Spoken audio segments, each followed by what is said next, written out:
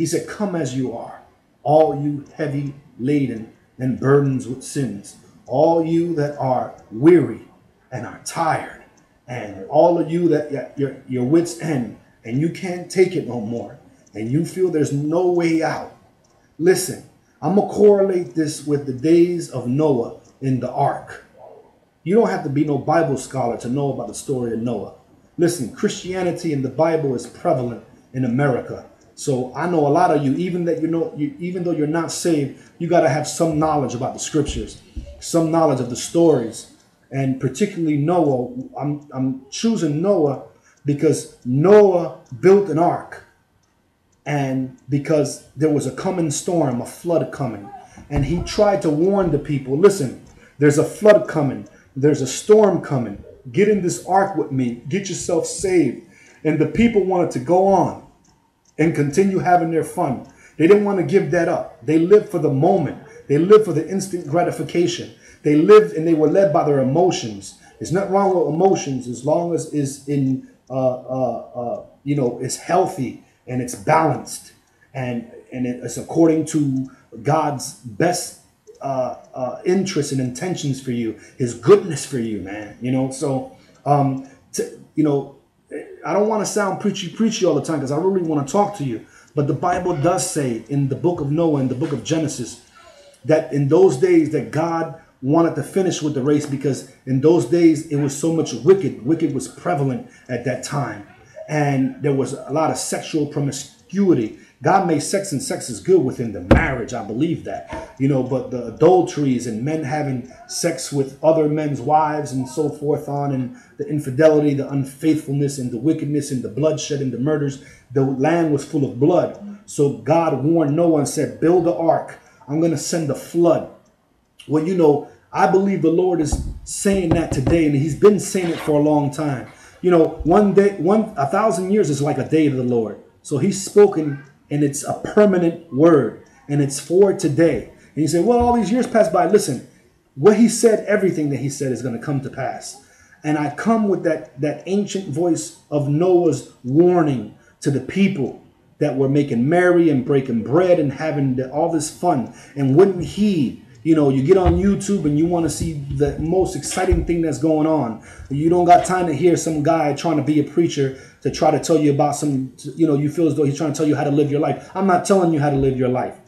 Okay, I'm just telling you what he did with me and that he is real. Well, you got proof that he's real? Yeah, because at one time I was a murderer and today I'm a life giver. At one time I was a liar and today I tell the truth. At one time I should have been in prison, for the rest of my life. And by a miracle, he made a way where there was no way. And I'm free, married with 3 children. And I'm blessed beyond measure because I believed them. At that time, we would sit there and talk about how, wow, man, I'm going to do this when I get to prison. I'm going to do this, while in the county jail, going through trial. I was preparing myself for the worst. I was already making plans for the death penalty if they gave it to me, or making plans if I had to spend the rest of my life in, 60, 70 years in prison. I was choosing the prison. I would rather go to Menard instead of Pontiac but we were making plans for death. We were making plans. We were settling for less, and everybody they've already given up any glimmer of hope to get out of the situation. But something in me, saying, nah, man, there's something else better for me. There's something else that he has in store for me. He has in store for me. So while I'm sitting here explaining this to Ghetto, I said, Ghetto, I know I'm facing all this time, but I don't accept it. He said, what you mean, man? Because it was unheard of, walking up out of there with the charges that we were all facing. We were all going to hell. We were all going to prison. And we would talk about that daily, every day and night. And I said, there's something in me, man, that tells me. And at the time, I didn't have a wife. I didn't have any kids. I said, I got seed in me, man. I got kids inside of me. I got books inside of me. I got stories and sermons and salvation and deliverance inside of me. And I got to get this out, man. I got to get out there. And he said, man, you getting out? I said, I'm getting out, Ghetto, and I want you to come with me. And he said, man, all right, what do I do? And then somebody calls him. He goes to the door, and this interruption, satanic interruptions. And he looking through the door. He said, they calling me, Shadow, man. I got to go. I can't do it. What Larry Hoover going to say? And I said, Ghetto, what Jesus going to say? What God going to say? This is the day of your reckoning. Take this now. You know, and I'm not going to tell you I was perfect. I'm going to be honest and transparent with you. I'm not going to hold no punches. I'm going to tell you the dirty part of this and the righteous part of this. And to be honest with you, when I got converted, even at that moment I was ministering to him, there was days I got frustrated. It's a working process. You understand what I'm saying? So this was 17 years ago, this story that I'm telling you. And all these guys are gone. And I'm not supposed to be here. I'm not supposed to be here. I don't deserve to be here. But because what he done, what the Lord has done for me, I asked him, I said, is it possible? And this is how I asked him. And that's what I mean by that this wasn't all, you know, there was dirty parts. There was a process. And the dirty part, what I mean is that there were moments I got frustrated and I will call one of my guys. After I got converted, I will call one of my guys. Come here, man. Even when I went home and God got me out, I backslid and went back to drugs. You guys read the story in my blog. Check it out, Returning in Triumph. And I will call a guy. Come here, man. Come here, you know. And I know I told you about, you know, when I'm real, I'm militant and I stick to something, you know, but this is real life stuff and the pressures, you know. And I called this one guy, I said, come here, man. And I says, you got something to smoke? And, you know, I'm talking about marijuana, and he pulled out some marijuana. He said, man, you ain't supposed to be smoking, man. You supposed to be a preacher. I said, I am a preacher. I'll preach to you while I roll this joint and talk to you right now. I'm being real with you guys, all right? I would never do that today because I know better. And this was my beginnings, you know, baby, drinking milk. I wasn't able to take the meat yet.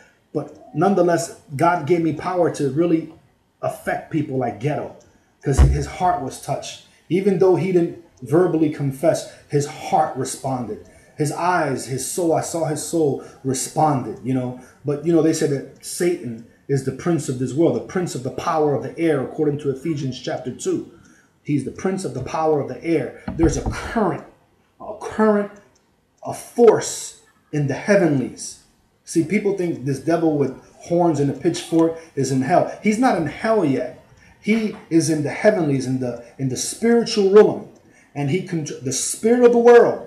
He controls the forces, the spiritual current. And, you know, those thoughts that you get of, you know, those evil thoughts, and those are thoughts targeted by the gates of hell, targeted by demonic forces. And I could share stories with you of demonic encounters, but I'm not here to magnify the devil because he's a defeated foe. I want to hear him. I want to sit for this moment and glorify Christ and always glorify Christ because he's real. He's real. But getting back to this, you know, I smoked that joint and I felt horrible when I did. I felt this heavy melancholy on me. And, you know, I wept. You know, the buzz of the marijuana, I couldn't even get high. What saturated me was this melancholy, this great sadness from here. And I cried out to God and I prayed, really, really prayed. And I was like, Lord, you know, I really want a family and I want to live again. I want to breathe again. I can't breathe in here. My hands are full of blood. Can you ever find a way to forgive somebody like me? Somebody so wretched like me? What can I do? What can I do? And he told me, just believe me. Even if you mess up, get back up and dust yourself off. Respect the process. That you'll falter here and there, you'll waver, struck down, but not destroyed. And he says, just believe that I'm going to turn this for you. I'm going to turn this around for you. I'm going to make a way in the desert for you. I'm going to make a way in the sea. I'm going to make a way where there seems to be no way.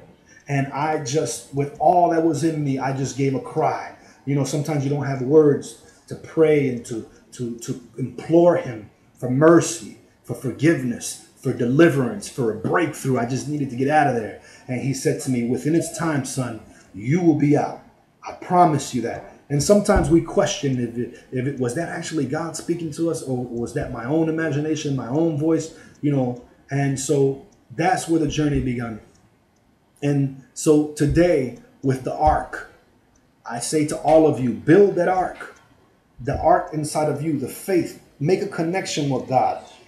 Take time to sit down and listen to somebody like me. If not me, anybody that's preaching this word. And I have to use my story I want the attention of guys that were like me, that are like me, that are like I used to be. And because, you know, for me to get on the YouTube and try to preach to you, to teach someone that's unconverted, you know, they get bored and they want to find something that's worth to them to listen to. And we know that the word is a double-edged sword. With the word, I know, minister, I know with the word is enough. But you have to have wisdom in using this word. And my stories, which there are no exaggeration to them, no falsifying this, no furnishing testimonies here. I'm going to give it to you in the raw. And this, you know, we defeat Satan by the word of our testimony and by the blood of the Lamb. So, and that's my intention. My intention are his intentions, that he desires that none should perish. He says, my thoughts are not your thoughts, nor my ways your ways. But we could have the mind of Christ, according to the book of Corinthians, chapter 1, 1 Corinthians chapter 2, where it states that we can have the spirit that searches the deep things of God, and he will reveal it to us. See, this thing is foolishness to the people that are perishing. But even the people that are perishing, that he desires that no one should perish, are reachable, because his hand, the Bible said, is not waxed short.